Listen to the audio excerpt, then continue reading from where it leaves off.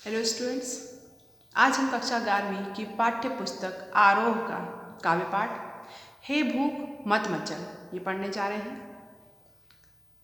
इसी के साथ एक काव्य पाठ और दिया हुआ है, ए मेरे जूही के फूल जैसे ईश्वर। इनकी लेखिका है अक्क महादेवी, जिनका जन्म 12वीं सदी कर्नाटक के उडुतरी गांव जिला शिवमोगा में हुआ था। इनकी मुख्य रचनाएं हिंदी में वचन सौरभ नाम से, अंग्रेजी में स्पीकिंग ऑफ शिवा ये है। इतिहास में वीर शैव आंदोलन से जुड़े कवियों के रचनाकारों की एक लंबी सूची में अक्का महादेवी इस आंदोलन से जुड़ी एक महत्वपूर्ण कवित्री थी। चन्न मल्लिकार्जुन देव, जिन्हें के शिव इनके आराध्य थे, इनकी पूजा करती थी। बसवन्ना और अल्लामा प्रभु इनके समकालीन कन्नड़ संत कवि थे। कन्नड़ भाषा में अक्क शब्द का अर्थ होता है बहिन। अक्क महादेवी अपूर्व बहुत सुंदरी थी, बहुत सुंदर महिला थी। एक बार वहाँ का स्थानीय राजा इनका अद्भुत अलौकिक सुंदर देखकर मुग्ध हो जाता है और इनसे विवाह के लिए इनके परिवार पर दबाव डालता है। अक्क महादेवी ने विवाह के लिए राजा के सामने 3 शर्तें रखी। विवाह के बाद राजा ने उन शर्तों का पालन नहीं किया, इसलिए महादेवी ने उसी क्षण वस्त्राभूषण तथा राज परिवार को छोड़कर ये त्याग करके स्त्री केवल शरीर ही नहीं, उसके गहरे बोध के साथ महावीर और आदि महापुरुषों के समक्ष खड़े होने का प्रयास था। इस दृष्टि से देखे तो मीरा की पंक्ति तन की आस कभू नहीं कीनी, ज्यो रम्हाणी सूसो अक्क का पूर्णतर चरितार्थ होती है अक्का देवी पर। अक्का देवी के कारण शैव आंदोलन में बहुत सी संख्या में स्त्रियां भी जुड़ गई थी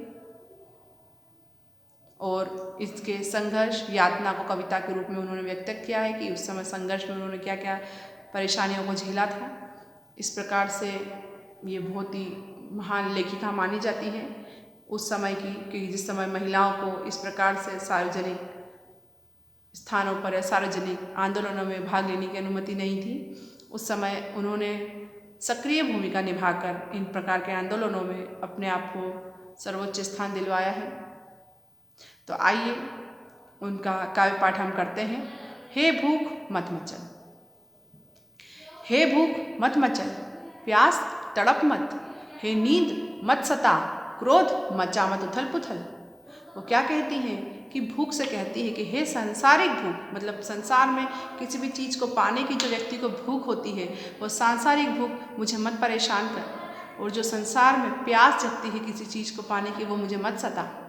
नींद को कहती है कि नींद तुम मुझे मत परेशान करो।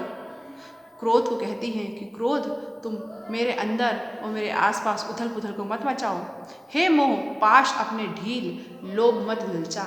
मोह को कहते हैं कि मोह मुझे अपने मोह पाश में मत बांधो, मुझे किसी चीज़ से मोहित मत करो। लोभ मत ललचा, लोभ से कहती है कि लोभ मुझे ललचाओ मत, तुम किसी चीज़ का लालच मत दो। हे मद मत कर महदेश, ईर्ष्या जला मत। वो मद से कहती है कि मुझे मदहोश मत करो, मतलब पागल मत बनाओ। ईर्ष्या जला मत, मतलब ईर्ष्या तुम मुझे मत जलाओ कि मैं दूसरों का सुख को छीनूं या दूसरों के सुख को देखकर मुझे जलन हो। ओ चराचर मत चूक अवसर, आई हूँ संदेश लेकर चन्न मल्लिकार्जुन का। मतलब वो इस संसार को कहती है कि संसार के वासियों तुम इस अवसर को मत चूको, क्योंकि मैं तुम सब लोगों के लिए किसका संदेश लेकर आई हूँ? चन्न मल्लिकार्जुन, जो कि उनके शिव आराध्य देव हैं, उनका संदेश लेकर आई है, जो कि उनको इन सारी चीज़ों से मुक्ति दिलाएंगे, इन सभी समस्याओं से, जो सांसारिक बंधन है उससे, वो बंधनों से मुक्ति दिलाएंगे उनके प्रभु। ये संदेश लेकर वो लोगों के पास आती है। अगली कविता है उनकी, हे मेरे जूही के फूल जैसे ईश्वर। हे मेरे जूही के फूल जैसे ईश्वर, मंगवाओ मुझसे भीख और कुछ ऐसा करो कि भूल जाऊं अपना घर पूरी तरह। वो अपने ईश्वर से क्या प्रार्थना करती है? वो सबसे पहले तो प्रार्थना क्यों करती है? वो प्रार्थना इसलिए करती है कि वो ईश्वर को कहती है कि वो तुम कृपालु हो, दयालु हो और मुझ पर ऐसी दया करो कि मेरा उद्धार करो। और उद्धार के लिए वो अपने ईश्वर से कहती है कि हे मेरे जूही के फूल जैसे ईश्वर। मतलब जूही का फूल कितना साफ स्वच्छ निर्मल होता है, वैसे ही उसके ईश्वर हैं। उनसे वो कहती है कि तुम मुझे इस तरह से मेरा सब कुछ छीन लो और तुम मुझे दीन कर दो कि मुझे भीख मांगनी पड़े, और फिर ऐसा करो कि मैं भीख मांगने को मजबूर हो जाऊं, अपना घर बार संसार परिवार सब त्याग दूं मैं और झोली फैलाकर भीख मांगने लगूं। झोली फैलाऊं और न मिले भीख, लेकिन मैं झोली फैलाऊं और मुझे भीख भी नहीं मिलनी चाहिए। कोई हाथ बढ़ाए कुछ देने को तो वह गिर जाए नीचे, और लेकिन अगर मेरी झोली फैलाने पर कोई मुझे कुछ देने के लिए हाथ बढ़ाए तो वो वस्तु भी नीचे गिर जानी चाहिए। और यदि मैं झुकूं उसे उठाने तो कोई कुत्ता आ जाए और उसे झपट कर छीन ले मुझसे। और वो कहती हैं कि अगर वो वस्तु मुझे कोई देने के लिए हाथ बढ़ाता है तो वस्तु नीचे गिर जानी चाहिए, और अगर मैं उसको लेने के लिए नीचे की तरफ झुकूं तो कुत्ता आकर उस चीज़ को ले जाए, वो वस्तु मुझे नहीं मिलनी चाहिए। इस प्रकार से मैं बिल्कुल दीन हो जाऊं, मतलब मेरे अंदर जो अहम है, जो अहंकार है और मेरा सब कुछ छीन जाने के कारण मेरे अंदर से समाप्त हो जाना चाहिए। यही प्रार्थना वो अपने प्रभु से करती है कि अपने उद्धार के लिए, कि अपने अंदर के अहंकार को समाप्त करने के लिए, अपने अंदर के अहंकार को मिटाने के लिए वो ईश्वर से प्रार्थना करती है।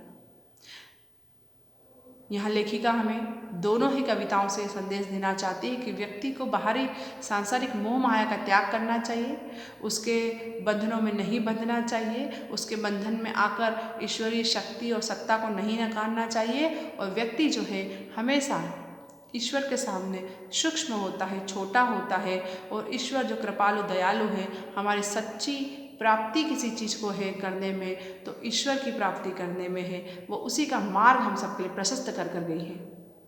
आशा है कविता की सारी पंक्तियाँ आपको अच्छे से समझ में आई होगी। धन्यवाद।